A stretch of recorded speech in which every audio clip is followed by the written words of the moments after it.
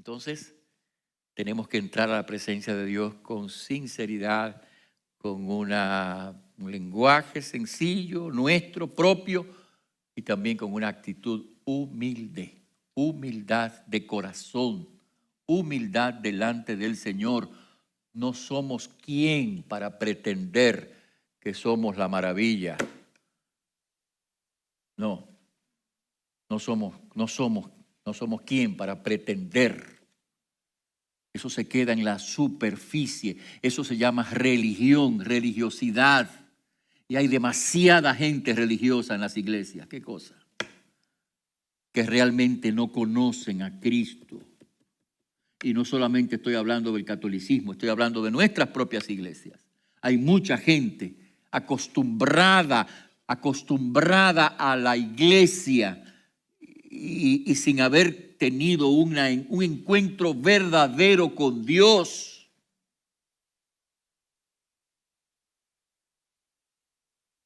No sé usted,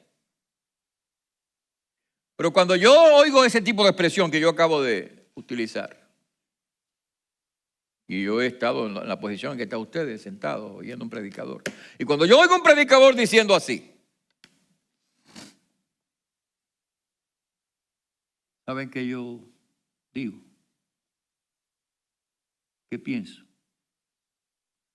¿Seré yo, Señor?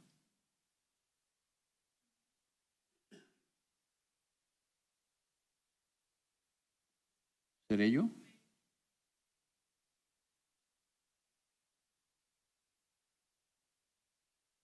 ¿Seré yo? ¿Serás tú?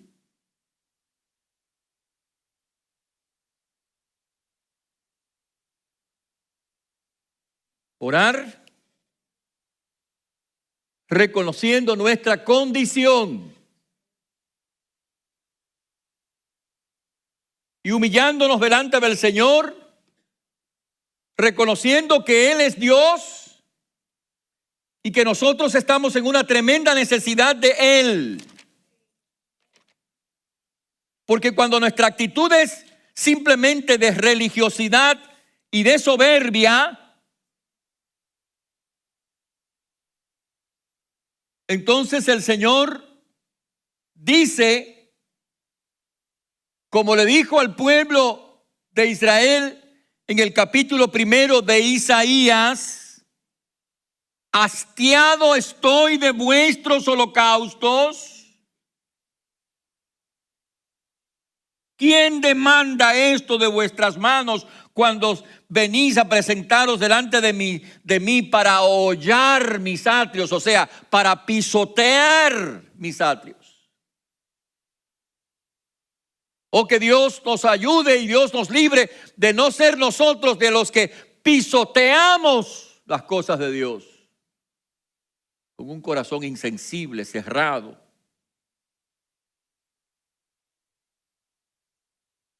Sino que vengamos delante del Señor con una actitud humillada delante de Dios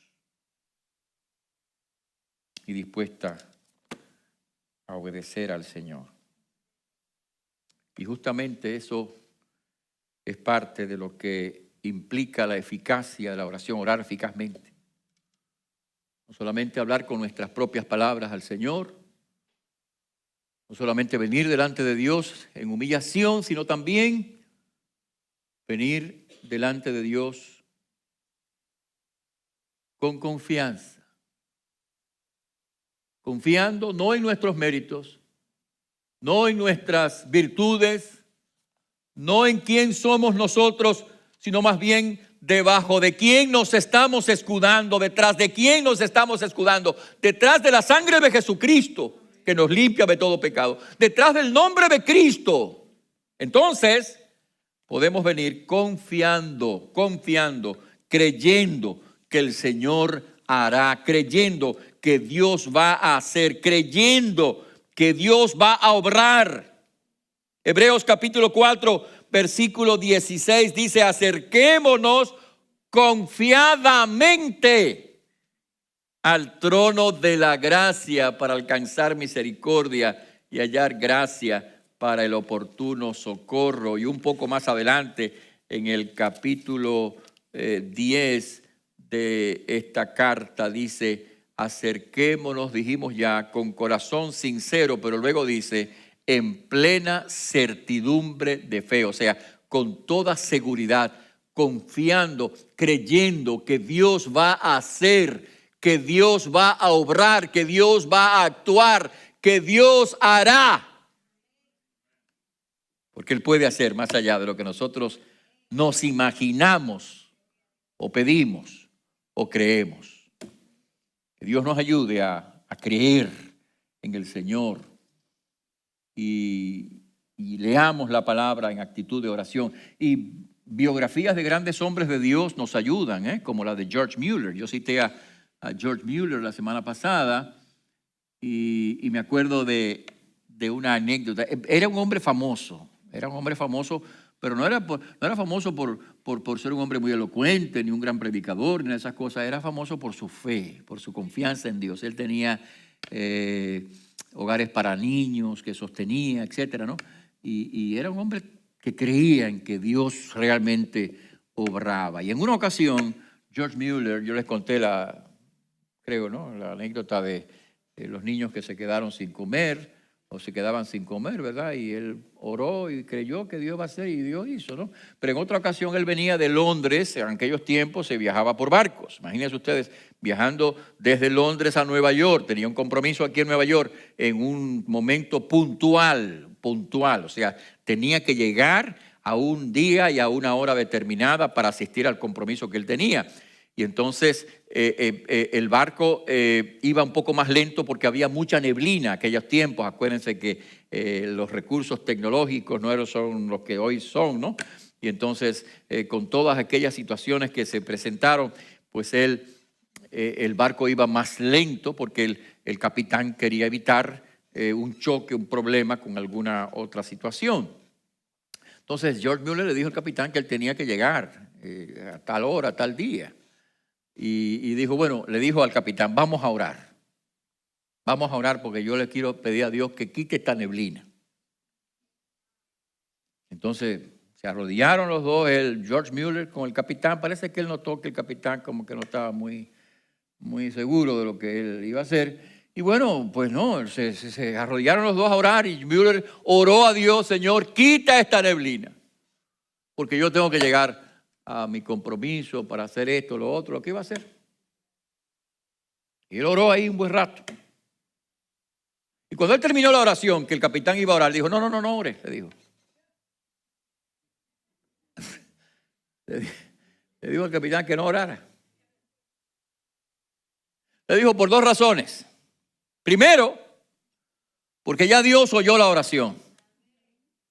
Y segundo, porque usted no cree que Dios va a hacer nada. Mejor no ore.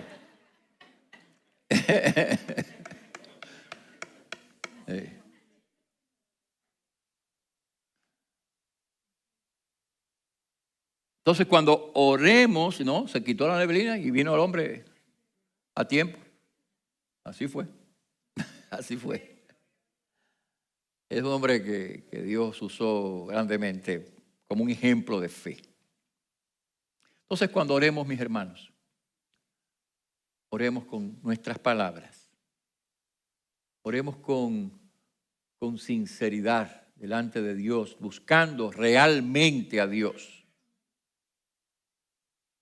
No queriendo exhibir nuestra religiosidad, no queriendo exhibir nuestra piedad aparente, sino sinceramente buscando a Dios.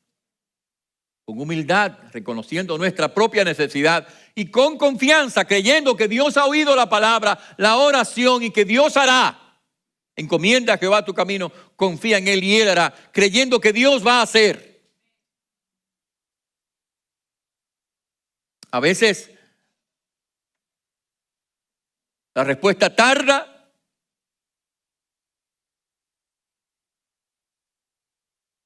pero Dios va a obrar. Y precisamente,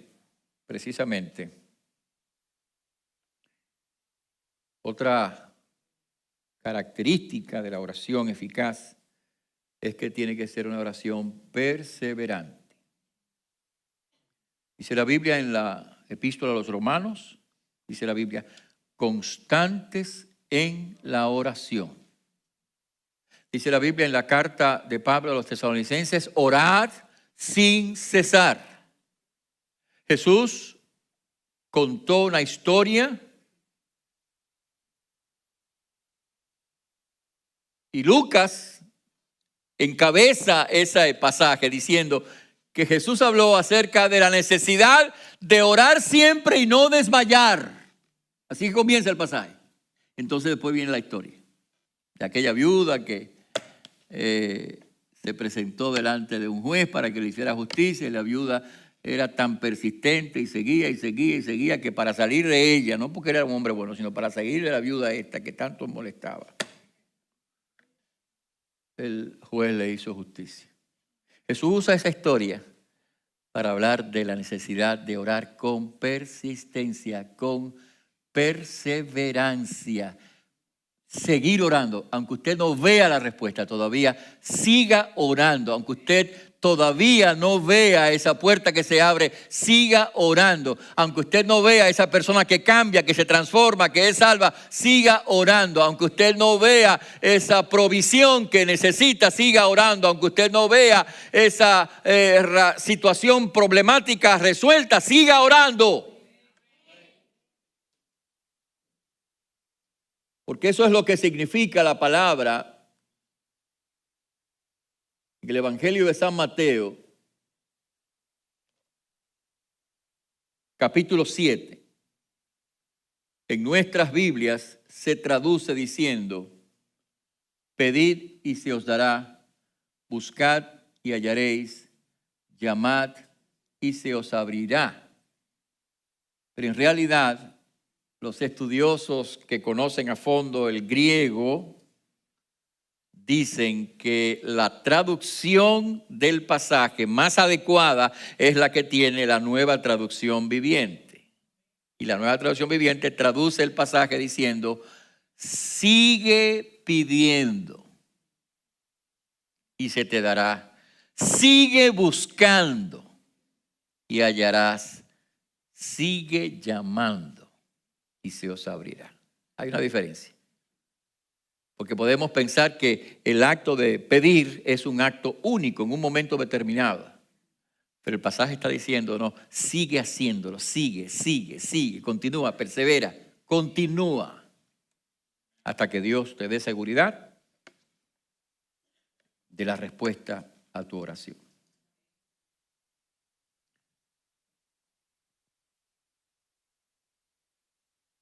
Así que orar eficazmente implica que sigamos, que continuemos, que no sea la oración de un momento, que sigas orando todos los días, todos los días. Muchas necesidades hay en nuestra vida. Ora a Dios, sigue orando. Muchas situaciones que corregir, sigue orando. Muchas personas que necesitan a Cristo en el entorno familiar, sigue orando. Muchas necesidades para ser suplidas, sigue orando. Que Dios va a obrar en algún momento. Y a veces Dios obra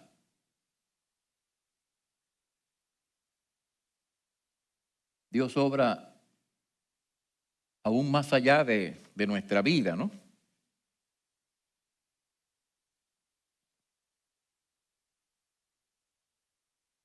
Una hermana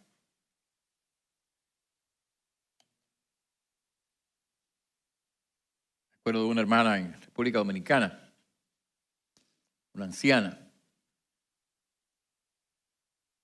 que oraba por su hijo, ya un hombre adulto, ¿no? Ella era una anciana, ya bastante avanzada en años, una mujer de oración, una mujer de oración.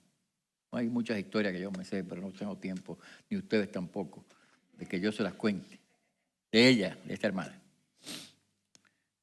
Pero una de ellas es que ella oraba por su hijo. Su hijo había estado expuesto al evangelio, pero había seguido caminando. Pero ella oraba por su hijo, oraba que se convirtiera, que conociera al Señor su hijo. Y el hijo seguía caminando. Y esta anciana murió. Y después de la muerte de esta anciana, su hijo conoció a Cristo, se entregó al Señor y sirvió al Señor. Dios respondió a la oración de la mujer. Dios respondió la oración de aquella hermana. Sigan pidiendo, sigan buscando, sigan llamando. En algún momento Dios abrirá la puerta y obrará con gracia. Así que en el día de hoy, recuérdate de esas verdades de la palabra y ármate de la gracia de Dios para que tu oración sea no una rutina superficial, sino una oración real, verdadera, eficaz para la gloria de Dios. Oremos al Señor.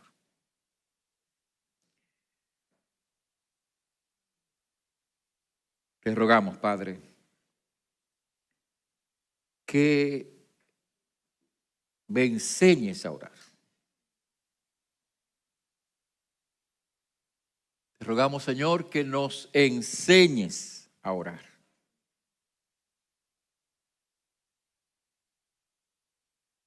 Ayúdanos, Padre, a tener verdadera comunión contigo diariamente, Señor. Ayúdanos, Señor, a entrar en tus atrios con acción de gracias, pero con confianza en que tú estás oyendo y responderás a nuestra súplica. Escúchanos, Señor, y te damos gracias en el nombre de Jesús. Amén.